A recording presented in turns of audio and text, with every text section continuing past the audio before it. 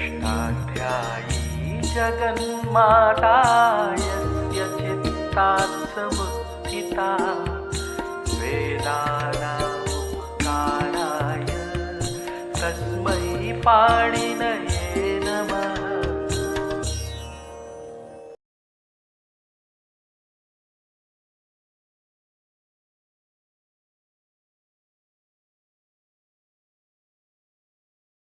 नमः पाणिनये। हम लोग पौष्पी प्रक्रिया के अनुसार धातुओं से प्रत्यय लगाने की विधि का विचार कर रहे हैं। इसके लिए हमने अजंत अंगों का विभाजन अंतिम अच के आधार पर किया है।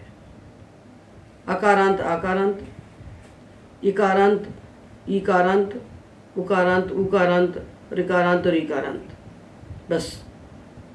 और एजंत कोई वर्ग नहीं है, क्योंकि इसके लिए अलग से कोई अंग कार्य नहीं कहे गए। और हलंत अंगों का विभाजन हमने उपधा के आधार पर किया है।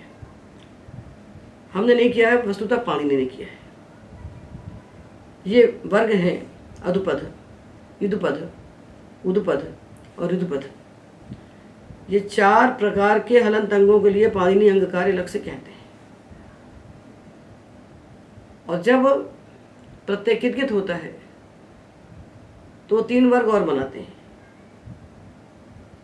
इसमें से एक वर्ग होता है संप्रसारणी धातुओं का वर्ग, जिनको संप्रसारण होता है, बच्चादि ग्रह्यादि।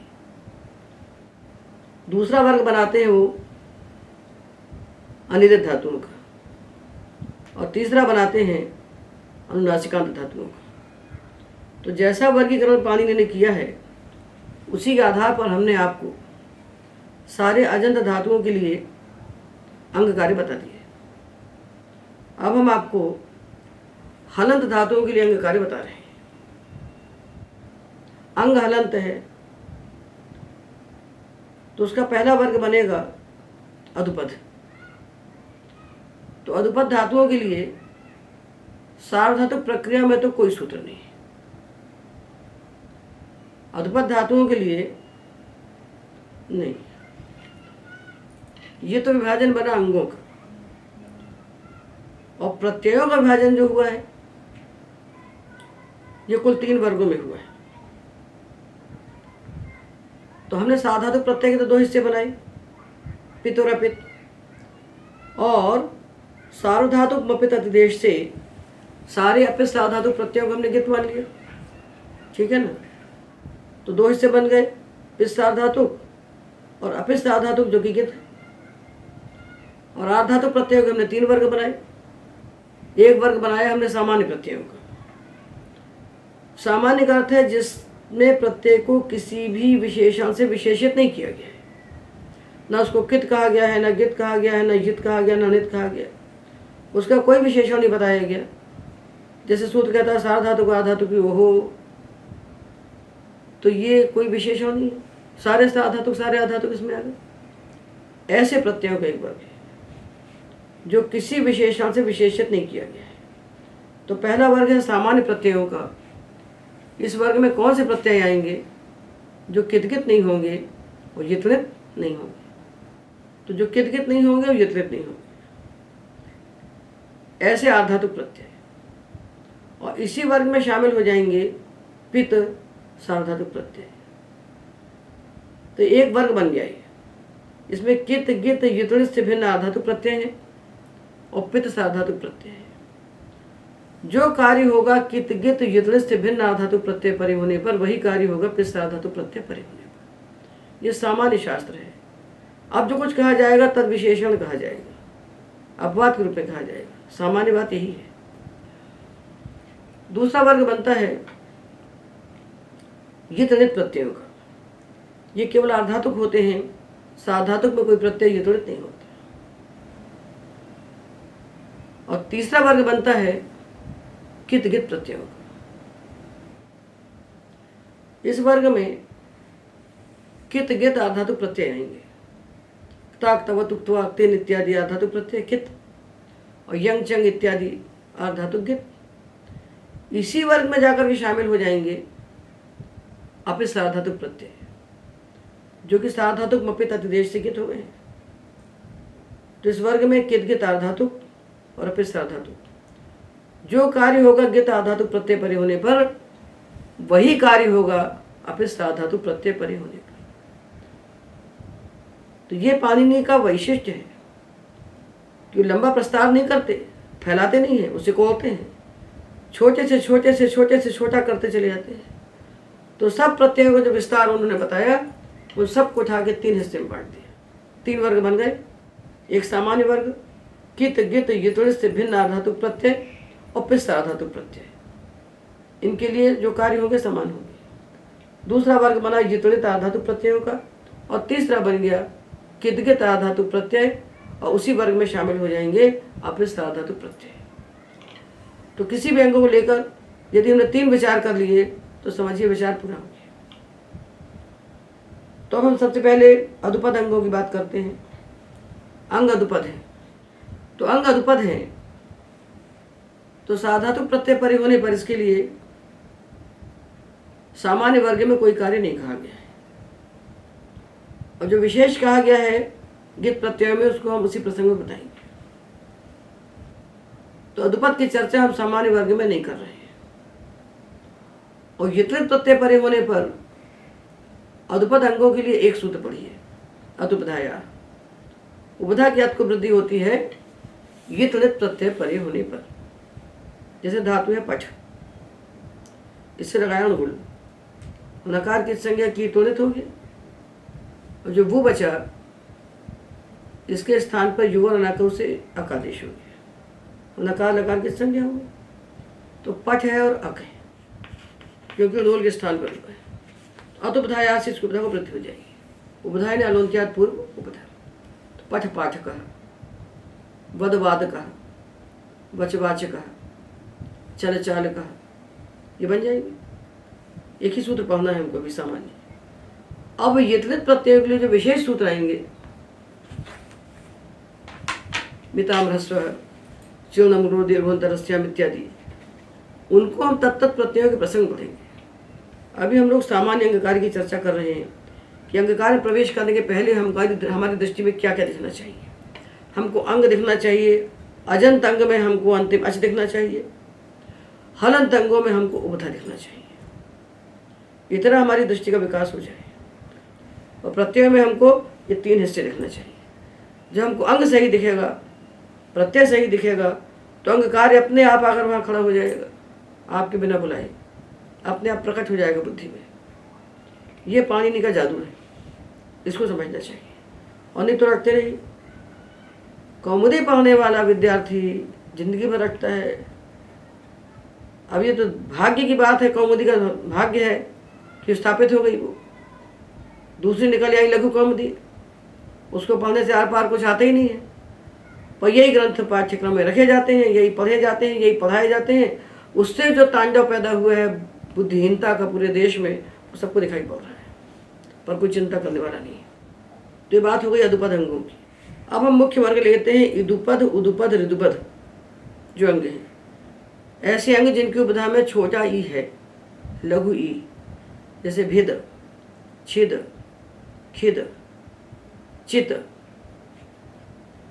ये सब इदुपद धातु है।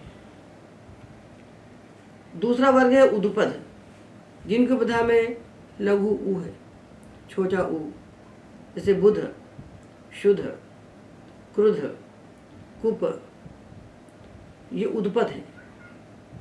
और तीसरा है ऋदुपद, जिसकी उपधा में ह्रस्वरी है, लघुरी, कृश, मृष, वृष, वृत, वृद्ध। ये तीनों को मिलाकर पाणिनि ने एक बना लिया और एक सूत्र बनाया, पुगंत लघुपधस्य च। ऐसे धातु जिनकी उपधा में लघु इक है, उस लघु इक के स्थान पर गुण होता है, अर्थात ई के स्थान पर ए हो जाता है, ऊ के स्थान पर ओ हो जाता है, और ई के स्थान पर अर हो जाता है। पर कौन से ई के स्थान पर? जो छोटा ई, छोटा ऊ। कौन सा ऊ? छोटा ऊ। और कौन सा री? छोटा री। तो इसके उदाहरण 3 बनते हैं, 6 नहीं बनते, 3। ये तो बात हुई स्थानीय की, किसको गुण होता है? अब निमित्त की बात कीजिए, दो के बिना काम नहीं होता, बिना निमित्त के तो कोई कार्य होता नहीं। तो कब होता है? तो सूत्र कहता है सार्वधातुक आधातुक योग हो। अनुवृत्ति आ गई सार्वधातुक आधातुक योग। सारे सार्वधातुक प्रत्यय परे होने पर और सारे आधातुक प्रत्यय परे होने पर अंग की उपधा में रहने वाले लघु इक के स्थान पर गुण होता है। तो सामान्य सूत्र हो गया ना, सामान्य वर्ग हुआ ना। अभी कुछ नहीं कहा कैसा प्रत्यय चाहिए, सारे साधातुक सारे आधातुक को ले लिए। तो इसको पहले देख लें हम, फिर इसके अपवाद को देखेंगे। तो 3 उदाहरण बनेंगे आधातुक के और 3 बनेंगे साधातुक के। 3 ही बनेंगे ना। देखिए धातु है भिद, इसे प्रत्यय लगाया था। ये ताश का ता भी हो सकता है, त्रिच का भी हो सकता है, त्रिन का भी हो सकता है। आधातुक है और कित गित ये तो इससे भिन्न है। धातु की बधा में लघु एक है तो गुण हो गया इसको। तो ई के स्थान पर ए, भिद भेदता, लिप लेपता, सिच सेकता, विज वेकता। उपधा में रहने वाले लघु के स्थान पर गुण होता है सार्वधातुक आधातुक प्रत्यय परे होने पर। उदुपद में देखिए लुप लोपता, तुद तोतता, नुद नोतता। उपधा में रहने वाला लघुरी, इसका नाम है ईदुपद, इसका नाम है उदुपद, इसका नाम है ऋदुपद। इसको तपर करके बोलना है क्योंकि सूत्र में लघु कहा है। लघु पदांगा वयो जो इक, उसको गुण होता है। तो त्रिप तर्प तर्पता, द्रिप दर्प दर्पता, श्रिप सर्प सर्पता। ये उपधा के लिए पहला सामान्य सूत्र है। जैसे अजंत अंगों के लिए पहला सामान्य सूत्र है साधातुक आधातुक योग हो, उसी प्रकार हलंत अंगों के लिए पहला सामान्य सूत्र है पुगंत लघुपधस्य च। ये दोनों पाणिनि पहले कहते हैं। ये धात्वधिकारी प्रक्रिया के पहले सूत्र हैं 2, एक अजंत के लिए एक हलंत के लिए। पुगंत लघुपधस्य च में साधातुक आधातुक योग पूरे सूत्र की अनुवृत्ति आ जाती है। ये दोनों सूत्र कहे गए हैं 7वें अध्याय के 3रे पाद में। तो साधातुक आधातुक योग सूत्र है 7 3 84 और इस पूरे सूत्र की अनुवृत्ति लेकर बनता है पुगंत लघुपधस्य च, यह है 7 3 86। ये 2 धात्वधिकारी प्रक्रिया के प्रथम सूत्र हैं। यहीं से प्रक्रिया का आरंभ होता है। न तो अष्टाध्यायी की रटने से प्रक्रिया का विज्ञान आता है और न सिद्धांत कौमुदी को पढ़ने से प्रक्रिया का विज्ञान आता है। प्रक्रिया का विज्ञान वो है जो हम बता रहे हैं, यही प्रक्रिया का विज्ञान है। आप अंग को समझिए, आप प्रत्यय को समझिए और अष्टाध्यायी के अधिकारों और प्रकरणों को समझिए। तो अष्टाध्यायी दिखने लगती है, खंड खंड में दिखने लगती है। ये मान के चलिए कि अष्टाध्यायी अखंड ग्रंथ नहीं है। जो कहते हैं पढ़िए वृद्धि राधा से आ तक, बड़ी पुरानी उक्ति है कहने की, पढ़ते रहिए इससे पुण्य होगा, अदृष्ट फल होगा, ये कुछ नहीं है। जीवन में अष्टाध्यायी जो रटते रहते हैं, जिनको पूरी अष्टाध्यायी कंठस्थ है, ऐसे हमने हजारों लोग देखे जिनको एक शब्द बनाना भी नहीं आता। तो पाणिनि के इस विज्ञान को पहचानिए, यही पाणिनि की तपस्या का फल है। तो ये तो हमने देख लिया उदाहरण आधातुक प्रत्यय लगाकर। तो भेद भेदता भेदतुम भेदतव्यम भेदस्यति अभेद्स्यत, लुप लोपता लोपतुम लोपतव्यम लोपस्यति अलोपस्यत, गुण हो गया उपधा के लघु एक को, क्योंकि प्रत्यय कितगित नहीं है। और त्रिप तर्पता तर्पतुम तर्पतव्यम तर्पस्यति अतर्पस्यत, ये तो सामान्य हो गया, ये गुण हो गया क्योंकि प्रत्यय कितगित नहीं है। ये तो हमने उदाहरण देखे आधातुक प्रत्ययों के। अब साधातुक को देख लेते हैं। साधातुक, ये देखिए धातु है लेलिप, लेलिप, इससे ती लगाया, ये सार्वधातुक है ना, लट्लकार का प्रत्यय है, उपधा को गुण हो गया क्योंकि उपधा में लघु एक है। तो ले लेपती, लुप से लो लोपती, और त्रिप से तरी तरपती। तो ये हो गया कि चाहे पित सार्वधातुक हो और चाहे सामान्य अर्धातुक हो, उपधा में रहने वाले लघु एक के स्थान पर हमें गुण करना है। तो ये तो हमने जान लिया। अब हमें जानना है कि ये जो गुण कहा गया है पुगंत लघु पदस्य सूत्र से कि सार्वधातुक आधातुक प्रत्यय परे होने पर लघु पदांगा अवयव जो इक उसके स्थान पर गुण होता है। तो विधि के साथ हमेशा निषेधों को जानना चाहिए, नहीं तो बात पूरी हो ही नहीं सकती। लगता है तो कहाँ नहीं लगता है ये भी मालूम होना चाहिए, करना है तो क्या नहीं करना है ये भी मालूम होना चाहिए, विधि और निषेध दोनों का ज्ञान होना चाहिए। तो हम इसके निषेधों का विचार करते हैं कि ये जो सूत्र है जो उपधा के लघु के स्थान पर गुण कर रहा है पुगंत लघु पदस्य च, ये कहाँ नहीं लगता है। तो इसके हम क्रमशः आपको अपवाद बताते हैं। तो सबसे पहला सूत्र आता है किंगिति च।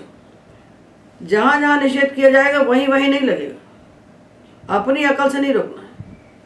सूत्र रोकेगा तो रोकेगा, हमारे रोकने से नहीं रुकेगा। तो सूत्र कहता है किंगिति च। यदि प्रत्यय कित है अथवा गित है, जब कित कित कहेगा कोई सूत्र तो आपको 3 प्रकार के प्रत्यय ले लेने चाहिए, कित अर्धातुक, गित अर्धातुक और साथ में अपित सार्वधातुक। अपित सार्वधातुक भी ले लेना चाहिए क्योंकि वो भी सार्वधातुक अपित से गित है। और एक बात और जान लेना चाहिए कि किंगिति च सूत्र में गकार का प्रश्लेष माना है, वहाँ गकार भी है, कित गित और गित। तो गकार के उदाहरण तो 1-2 मिलना है, ज़्यादा मिलना ही नहीं है, इसलिए जब आएंगे तब बता देंगे। तो अभी इतनी समझिए कि कित गित अर्धातुक और अपित सार्वधातुक प्रत्यय परे होने पर उपधा में रहने वाले लघु एक के स्थान पर गुण नहीं होगा। जितने सूत्र मना करेंगे उतना ही मना होगा, अपनी अकल से नहीं लगाना। तब देखिए ये ता प्रत्यय था, इसको हमने हटा दिया, एक ही जगह हमने त्वा प्रत्यय लगा दिया। देखिए कित है ये, तो भिद भित्वा गुण नहीं हुआ, किंगिति च निषेध कर दिया। लिप लिप्त्वा, सिच सिक्त्वा, लुप लुप्त्वा, त्रिप त्रिप्त्वा, गुण नहीं हुआ, प्रत्यय कित है। ठीक है ना। अब ये देखिए ये प्रत्यय तिप था, ये पित था, हमने तस लगा दिया, थस लगा दिया, था लगा दिया, बस लगा दिया, मस लगा दिया। ये सब क्या है, ये लट लगा के प्रत्यय हैं, सार्वधातुक है। और अपित हैं तो सार्वधातुक अपित से गित हो गए। तो जैसे त्वा परे होने पर गुण नहीं हुआ, इसी प्रकार यपित सार्वधातुक प्रत्यय परे होने पर भी गुण नहीं होगा क्योंकि गित है। तो ले लिप्तः, ले लिप्तः, ले लिप्थ, ले लिप्पः, ले लिप्मः, बन गया ना। तो जिस प्रकार किंगिति च सूत्र कित आधातुक प्रत्यय परे होने पर उपधा में रहने वाली लघु एक के गुण का निषेध करता है, उसी प्रकार ये सूत्र अपित सार्वधातुक प्रत्यय परे होने पर भी गुण का निषेध करेगा क्योंकि वे गितवत है। अब पूर्व रूप बन गए हमारे सामने। हम क्या जान गए कि पित सार्वधातुक है तो हम गुण करेंगे और अपित सार्वधातुक है तो हम गुण नहीं करेंगे। तो ले लेप्ति, ले लिप्तः, ले लिपति, ले लेप्सि, ले लिप्थः, ले लिप्थ, ले लेप्मि, ले लिप्वः, ले लिप्मः।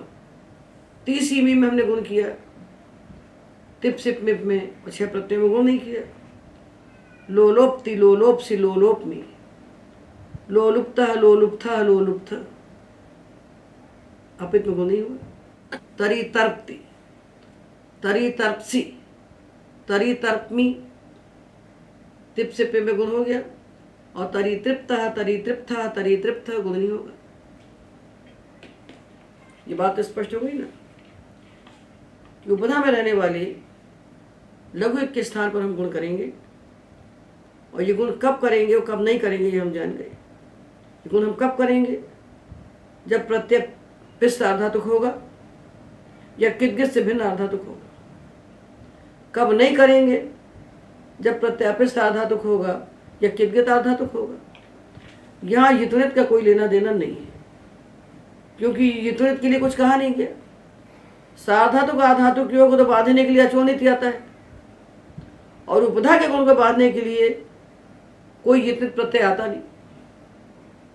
इसलिए पुगंत लघु उपधा शीर्षक का पहला बाधक बना किंगिति च। तो सूत्र का अर्थ क्या हो गया? उपधा में रहने वाले लघु एक के स्थान पर गुण होता है, और ये गुण कब नहीं होता?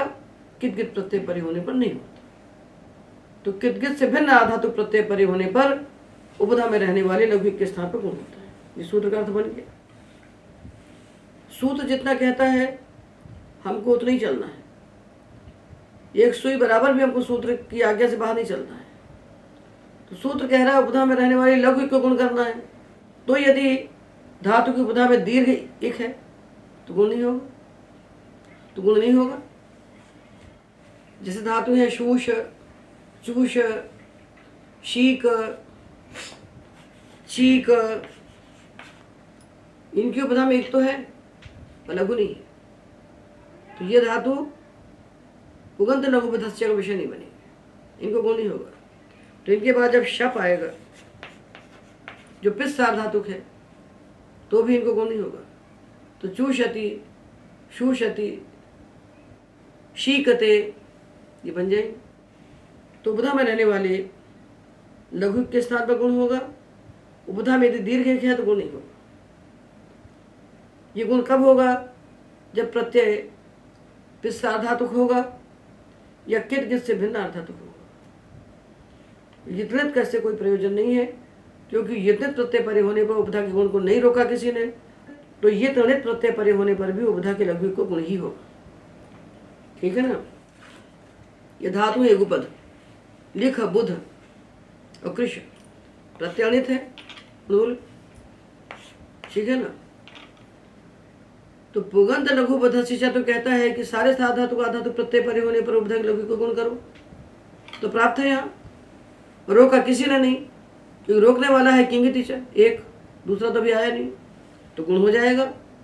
लिख लेख कहा, बुध बोध कहा, शुद्ध शोध कहा, खिद खेद कहा, कृष कर्ष कहा, वृष वर्ष कहा, ये हो जाएगा। तो साधातु का आधातु योग को रोकने के लिए चार प्रत्यय आएंगे, कितके तो युतनित। साधातु का आधातु योग को किंगिति च भी रोकेगा, अचोनिति भी रोकेगा, और पुगंत लघु उपधा शिक्षा को केवल किंगिति च रोकेगा। अब इस पुगंत लघु उपधा शिक्षा सूत्र का दूसरा बाधक बताते हैं। दूसरा बाधक है मृजेर वृद्धि। ये जो मृज धातु है, मृज, इसकी उपधा में लघु एक है, छोटा री है ना। मृज धातु की उपधा को वृद्धि होती है, इसको कभी गुण होता ही नहीं, इसको कभी गुण नहीं होता।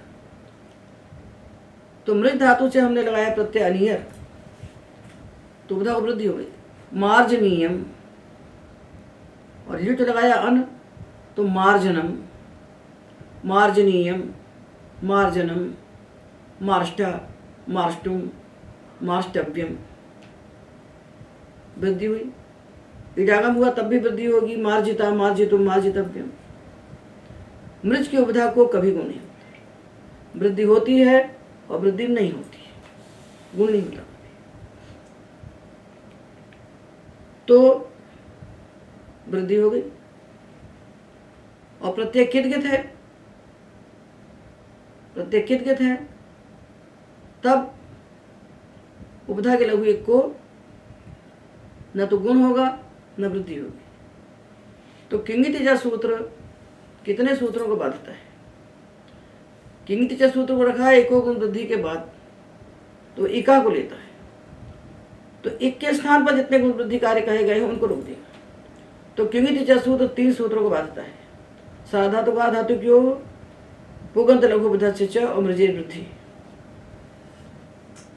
2 सूत्रों से होने वाले गुण को बांधता है और मृज धातु की उपधा की एक के स्थान पर जो मृजेर वृद्धि से वृद्धि हो रही है उसको बांध देता है। तो प्रत्यय कित कित है, तो मृज धातु की उपधा की एक को वृद्धि नहीं होगी। मृष्ट, मृष्टवान, मृष्ट, ताक तव तुक्त्वा कित है, तो वृद्धि नहीं हुई। तो कित प्रत्यय यदि हलादि है तब तो किंगिति चा से वृद्धि का निषेध हो जाएगा। यदि अजादि कित कित प्रत्यय हैं तो वहाँ एक वार्तिक आता है, किंगित्य जादव वेश्यते। अजादि कित कित प्रत्यय परे होने पर मृज धातु की उपधा को विकल्प से वृद्धि होती है। ये प्रत्यय अतुस उस, ये धातु है मृज, और ये प्रत्यय अपित लिट होने से कित है, कित है। तो पहले हमको प्राप्त हुई वृद्धि मृजे वृद्धि से, उसको बाधा किंगित च ने, उसने का प्रत्यय कित है तो वृद्धि नहीं होगी। तो किंगित जादव वेश्यते कहता है कि यदि प्रत्यय आजाद कित है तो मृज की उपधा को विकल्प से वृद्धि होगी। आजाद कित कह रहा है, साधातुक आधातुक नहीं कह रहा है। तो साधातु का प्रत्यय दिया जाता है अंति, अंतु। आजादी साधातुक आते हैं अंति अंतु, आजादी आधातुक आते हैं अतुस उस, अथुस अ इत्यादि। तो किंगित जादव वेश्यते वार्तिक इस वृद्धि को विकल्प से करता है। तो ममार्जतु ममार्जु और ममृजतु ममृजु, ममार्जथु ममार्ज, ममृजथु ममृज, ये बने आधातुक में। और यहाँ से आधातुक में मार्जंती मृजंती, मार्जंतु मृजंतु, अमार्जन अमृजन। आजादी कित प्रत्यय परे होने पर मृज धातु की उपधा का जो एक, उसको विकल्प से वृद्धि होती है।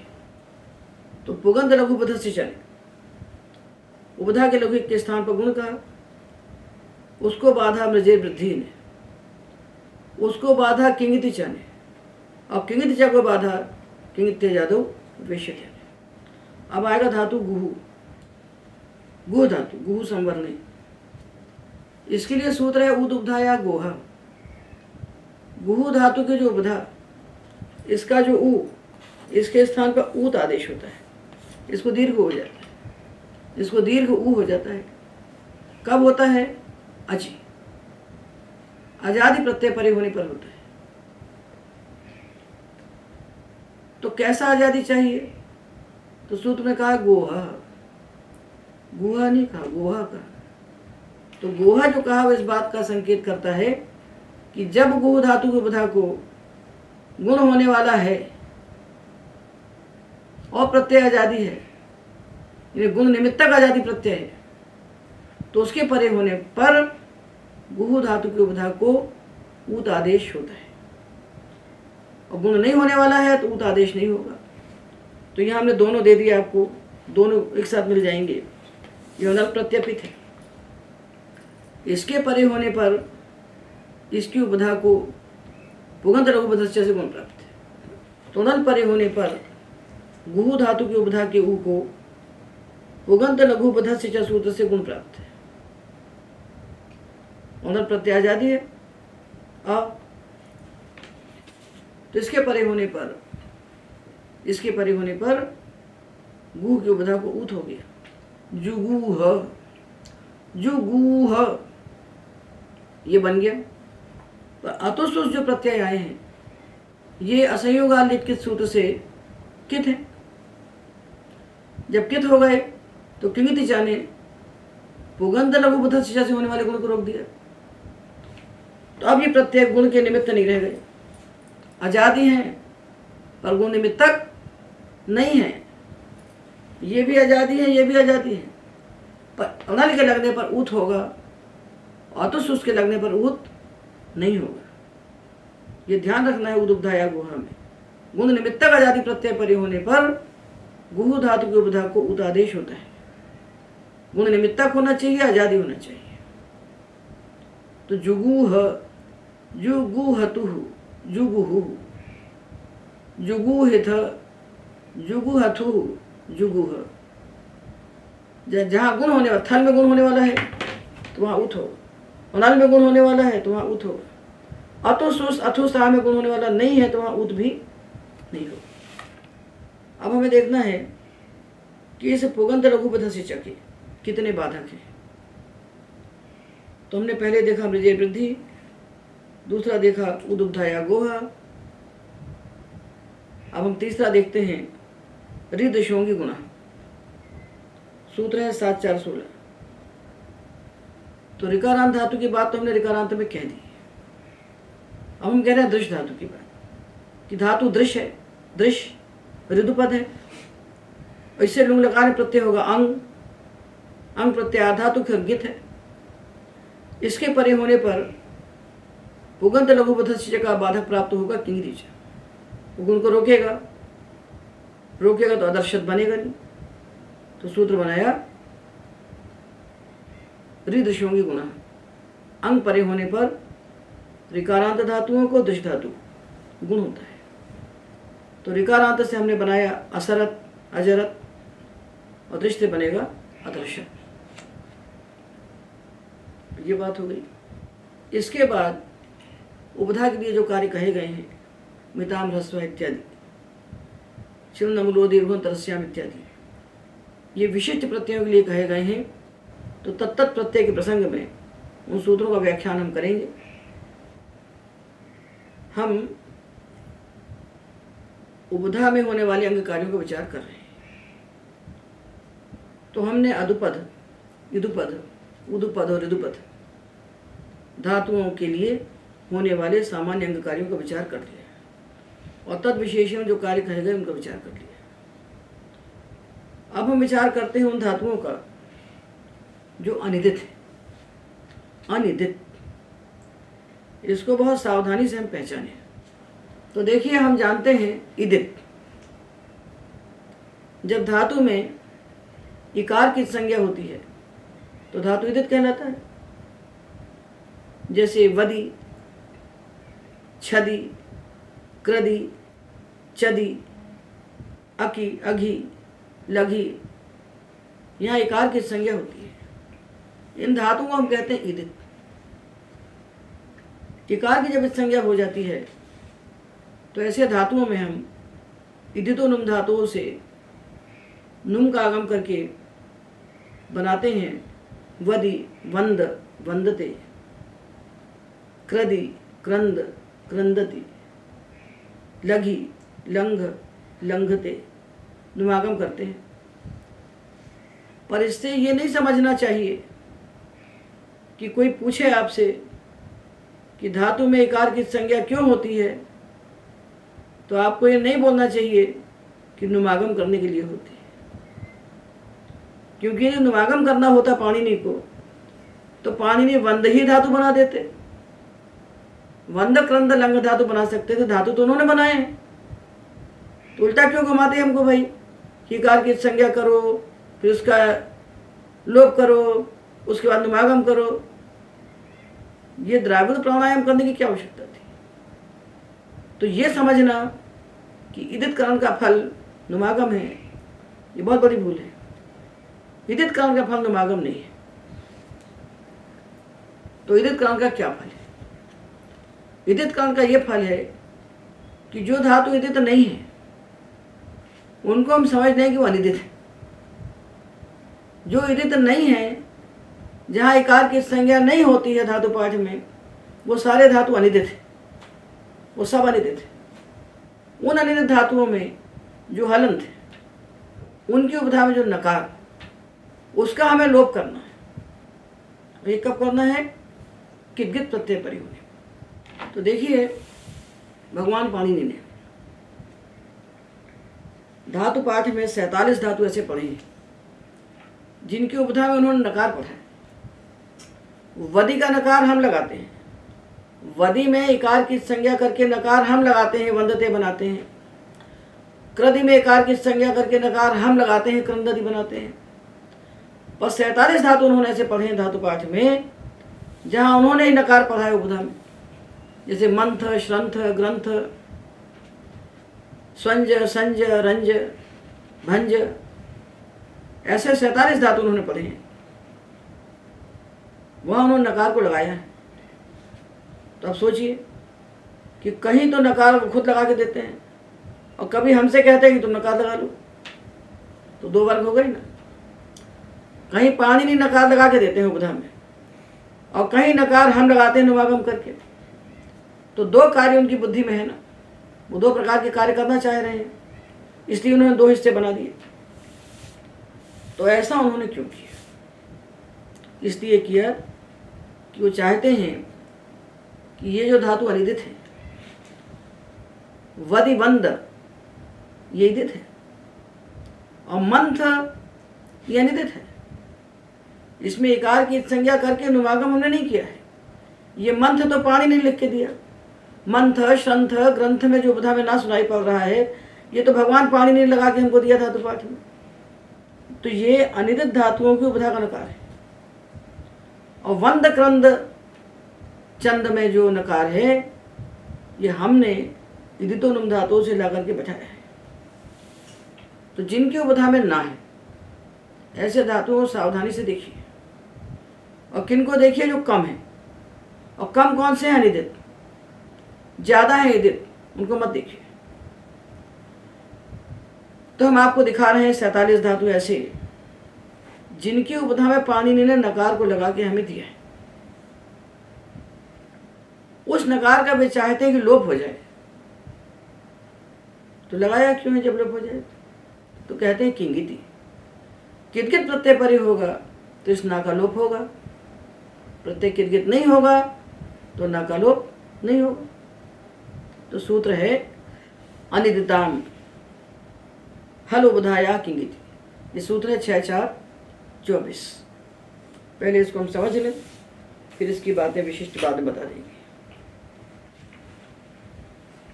ये धातु अष्टाध्यायी सहज बोध के पहले, दूसरे, तीसरे सारे भागों में दिए हुए हैं। तो दूसरे भाग में ये धातु दिए हुए हैं 141, 42, 43 पृष्ठों में। देखिए, ये पूरे अनिदित धातु हमने धातु पाठ से निकाल करके सामने रख दिए हैं। ये कैसे धातु हैं? इनके नकार को भगवान पाणिनि ने धातु पाठ में ऐसे ही पढ़ा है। और जिन धातुओं की उपधा में हमको नकार नहीं दिख रहा है, तो पंचम अक्षर कोई सा भी दिखता है, यम गणनम, तो उसको हमें नकार ही मान लेना चाहिए। ये दूसरी बात। नकार जाव अनुस्वार पंचमौ झलि धातुषु, यदि झल परे है तो उपधा में रहने वाले यम गणनम को हमको ना ही मान लेना चाहिए।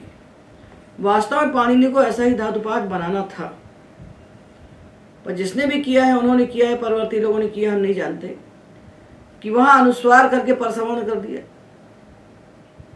जैसे रंज है, तो रंज का वास्तव में ये स्वरूप है। इस ना को हम अनुस्वार करते हैं नश्य पदांत से झरी से, और अनुस्वार से ही परसवर्ण कर देते हैं, तो ये रंज बन जाता है। इससे कोई लाभ थोड़े है। अनुस्वार परसवर्ण के सूत्र तो पर है, पर त्रिपादी के सूत्र हैं। उसके पहले हमको सारे अंग कार्य करना है, संधि कार्य करना है, तो इसको हमको असिद्ध करना पड़ता है, असिद्ध करके फिर ऐसा बनाना पड़ता है। यदि हमको इससे क्ता प्रत्यय लगाना है तो हमको यहाँ पहुँचना पड़ेगा, तभी लगेगा। इस परसवर्ण को, अनुस्वार को हमें सिद्ध करना पड़ेगा। तो इसलिए धातु पाठ में ये जो धातु हमने लिखे हैं 47, इसको हमें सही लिख के देना चाहिए था, तो हमने नहीं दिया, तो आप कर लीजिए। इन सारे धातुओं की उपधा में जो पंचम वर्ण लिखा हुआ है उसको आप ना बना लीजिए, उसको आप मान लीजिए कि वो ना है, ठीक है, और उस ना का लोप कर दीजिए। कब करना है? आर धातु किद्दित प्रत्यय परे हो या सार धातु अपित प्रत्यय परे हो। अपिस साधातु कित होता है साधातुक अपिस से। तो ये सूत्र जो बता रहे हैं आगे सब पूरे साधातुक आधातुक के लिए समान है। तो कित आधातुक प्रत्यय परे होने पर और अपिस साधातुक प्रत्यय परे होने पर ये 47 धातु जो हम दिखा रहे हैं आपको अनिदित, इनकी उपधा के नकार का लोप हो जाता है। और जो इदित धातु आएंगे जिस ना को हमने बना जोड़ के रखा है उसकी उपधा के ना का लोप नहीं होगा। तो इनको 47 ही नहीं समझना चाहिए, ये समझना चाहिए कि जो इदित नहीं है वो अनिदित है। तो कई नुमागम इत्यादि होके भी आ जाता है, जैसे मस्जिद इत्यादि में मस्जिद नशो झरी से नुमागम कर देंगे हम, तो वो भी अनिदित ही कहलाएगा। नहीं तो 47 से बंध नहीं जाना है। बंधे कौन है? इदित वाले। इदित से बचे हुए सब अनिदित है। तो धातु हमने लिया अंश। हमने दूसरे भाग का पृष्ठ बोल दिया है, पहले भाग में आप ढूंढ लीजिएगा, पहले भाग में आपको मिल जाएंगे। अंगकार के प्रसंग हमने दिए हैं, जो अंगकार का पाठ है पहले भाग में उसमें सब धातु दिए हुए हैं, वहाँ आप देख लीजिए। अंश यक होते, यक प्रत्यय कित है आधातुक है। ये धातु अंश है, इसको ऐसा लिखना चाहिए। यह अनिदित है। क्यों अनिदित है? क्योंकि ये नकार हमने नहीं लगाया, भगवान पानी ने पढ़ के दिया है, तो अनिदित है। तो 47 धातु आपको पढ़नी पड़ेंगे। इनका दिन में 3 बार पाठ कीजिए तो आपकी बुद्धि में बैठ जाएंगे, और जब बैठ जाएंगे तो आपको मालूम हो जाएगा कि इनसे बचे हुए सारे धातु इदित हैं। अंच अच्यते, अंच अच्यते, वंच वच्यते, चंच चच्यते, तंच तच्यते, त्वंच त्वच्यते, कुंच कुच्यते, मृंच मृच्यते, म्लुंच म्लुच्यते, ग्लुंच ग्लुच्यते, लुंच लुच्यते, अंज अज्यते, रंज रज्यते, भंज भज्यते, संज सज्यते, स्वंज स्वज्यते, मंथ मथ्यते, ग्रंथ ग्रथ्यते, श्रंथ श्रथ्यते, कुंथ कुथ्यते, उन्द उद्यते, बुंद बुध्यते, स्यंद स्यद्यते, स्कंद स्कद्यते, इंध इध्यते, बंध बध्यते, शुंध शुध्यते, तुम्प तुप्यते, त्रुंप तृप्यते, रिंफ रिप्यते, तुम्फ तुप्यते, त्रुंफ तृप्यते, गुंफ गुप्यते, त्रिंफ तृप्यते, द्रिंफ द्रिप्यते, उंभ उभ्यते, दंभ दभ्यते, श्रंभ श्रभ्यते,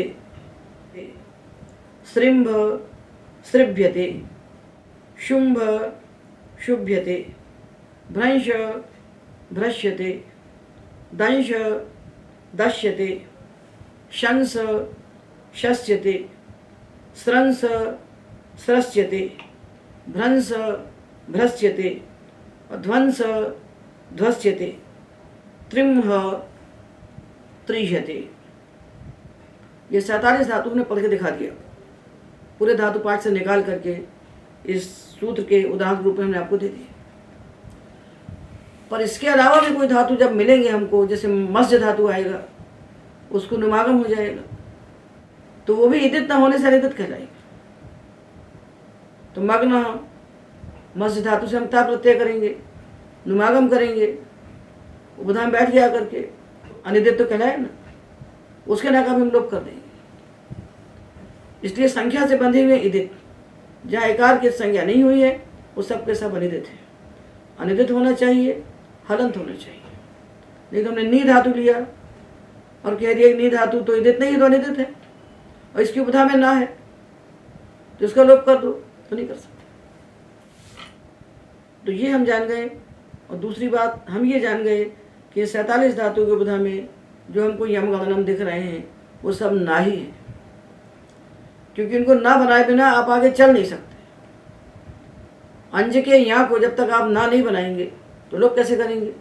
लोग तो ना का हो रहा है, तो कैसे ना बना देंगे? जब इस सूत्र उसको ना का लोप करने आएगा तो वो जो हमने अनुस्वार पर श्रवण किया था असिद्ध हो जाएगा। तो असिद्ध करने के बजाय बहुत अच्छा ये है कि इन धातुओं की उपधा में नकार लगा के ही हमें पढ़ देना चाहिए। अब अगला धातु पाठ हम बनाएंगे तो उसमें सबको नकार लगा के हम लिख देंगे।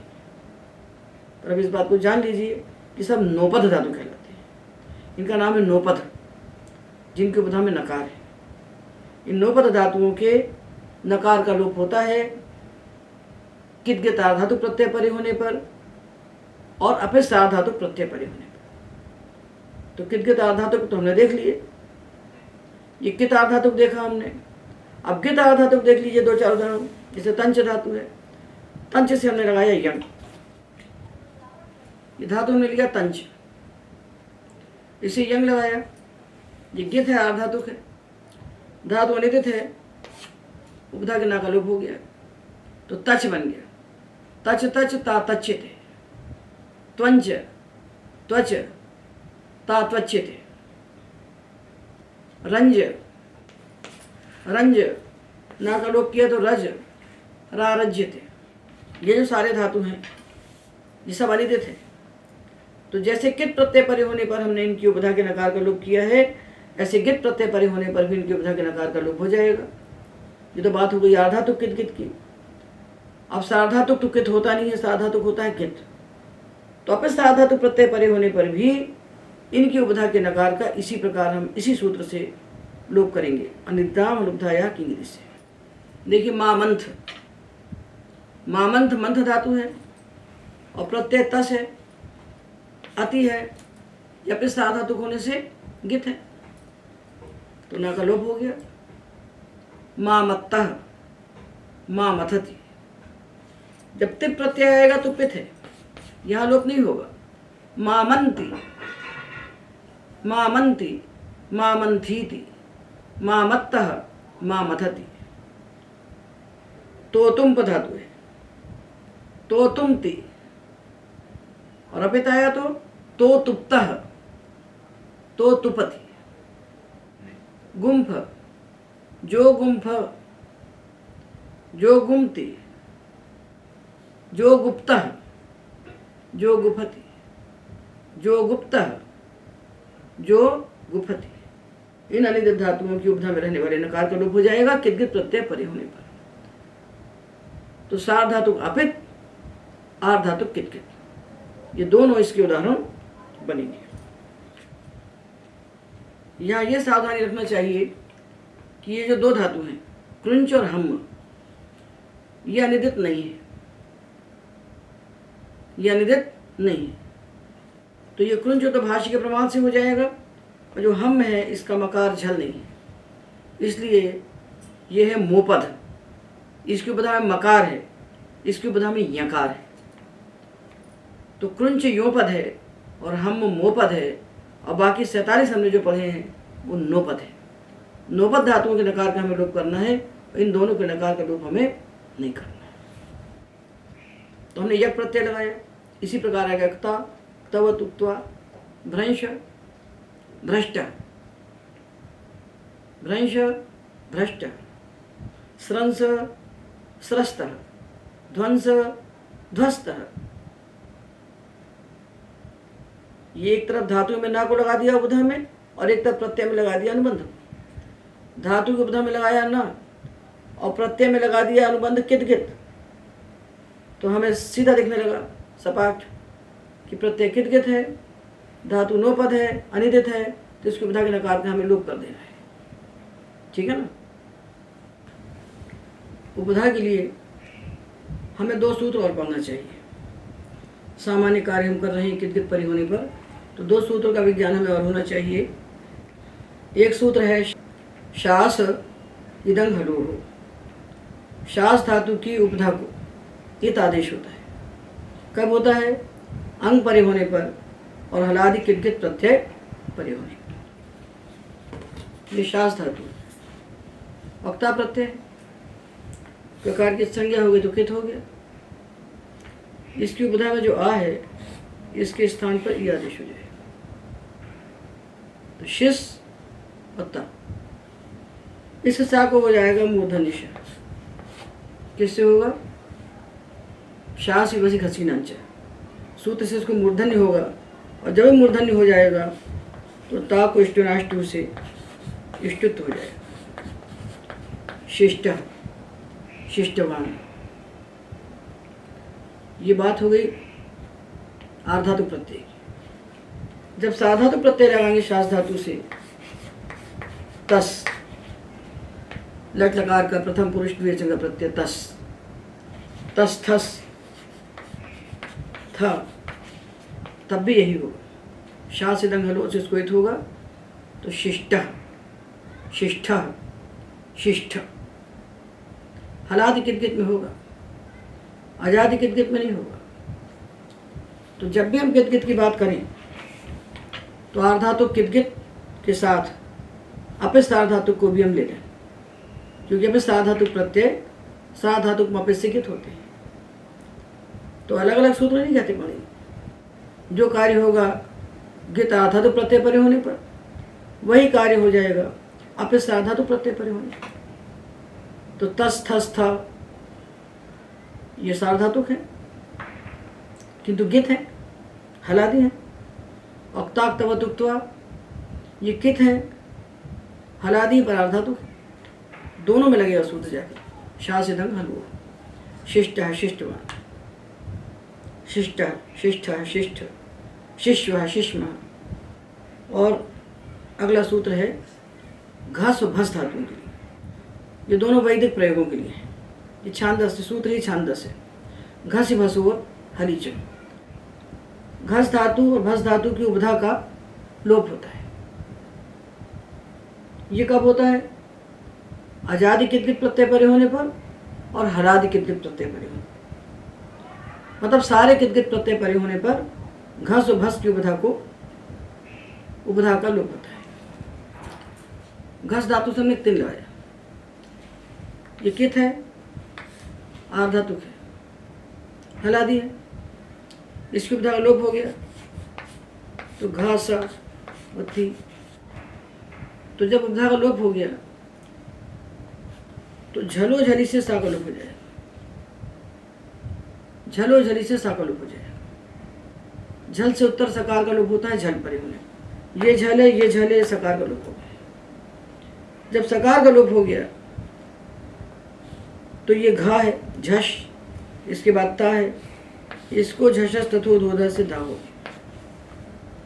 जब धा हो गया तो झराम जश झशी से इसको जस्त होकर गा बन गया, तो बन गया गधी। गधी समाना गधी सगधी। गधी ने भोजन, घस धातु भक्षण है, गधी ने भोजन, समाना गधी सगधी। ये घस धातु की उपधा का हमने लोप किया कित प्रत्यय परे होने। अब हम भस धातु को लेते हैं। यह धातु है भस, जो इत्यादिगण का धातु है। श्लव से धातु किया तो भस भस बभस बन गया। अब प्रत्यय है तस, ये अपिस साधातुक है तो साधातुक में से गित है। गित है तो भस धातु की उपधा का लोप हो गया। अब यहाँ भी ये झल है, झल है तो झलो झली से सा का लोप हो गया। झलो झली से सा का लोप हो गया। झलो झली से सा का लोप हो गया। अब ये भा झश है, उसके बाद ता है तो झशस तथोधोधा से ता को हो गया धा, धर। और इस भा को झलाम झश झशी से हो गया बा। क्या बना? बब्धा। तस परे होने पर बब्धा। थस था में बब्धा बब्ध। और जब अति आएगा तब भी उपधा का लोप होगा, क्योंकि ये भी अपित है, अपित होने से कित है, तो लोप तो हो जाएगा। पर आगे जो सूत्र कहे झलो झले इत्यादि नहीं लगेगी, क्योंकि अच्छे, तो इसको खरीचा से चर्थ हो जाएगा। बपसती पित प्रत्यय में नहीं होगा लोप, अपित में होगा, क्योंकि अपित प्रत्यय कित होता है। बभस्ति बब्धा बपसति, बभस्ति बब्धा बब्ध, बभस्मि बपस्वः बपस्मः। जहाँ हलादि प्रत्यय नहीं मिला वहाँ खरीचा हो जाएगा, ठीक है ना। तो ये दो सूत्र भी हमको पढ़ लेना चाहिए उपधा के कार्यों के साथ, उपधा के कार्यों के साथ इनको पढ़ लेना चाहिए। तो ये हमने धातु उपधा में रहने वाले कार्यों का विचार किया। अदुपद, इदुपद, उदुपद, ऋदुपद और अनिदित, इतनी धातुओं की उपधा स्थान पर होने वाले कार्यों का हमने विचार किया। आज के व्याख्यान में एतावत्।